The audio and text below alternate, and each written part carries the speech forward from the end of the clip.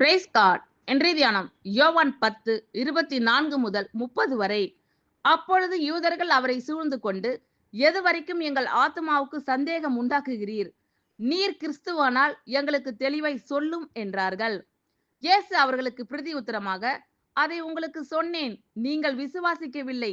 என் பிதாவின் நாமத்தினாலே நான் செய்கிற கிரியைகளே என்னை குறித்து சாட்சி கொடுக்கிறது. ஆனாலும் நான் உங்களுக்கு சொன்னபடியே நீங்கள் என் மந்தையின் ஆடுகளாய் இராதபடியினால் விசுவாசியாமல் இருக்கிறீர்கள். என் ஆடுகள் என் சத்தத்திற்கு செவி கொடுக்கிறது. நான் அவைகளை அறிந்திருக்கிறேன். அவைகள் எனக்கு பின் செல்கிறது. நான் அவைகளுக்கு நித்திய ஜீவனை கொடுக்கிறேன். அவைகள் ஒரு காலம் கெட்டு போவதில்லை. ஒருவனும் அவைகளை என் கையிலிருந்து பறித்துக் கொள்வதும் இல்லை.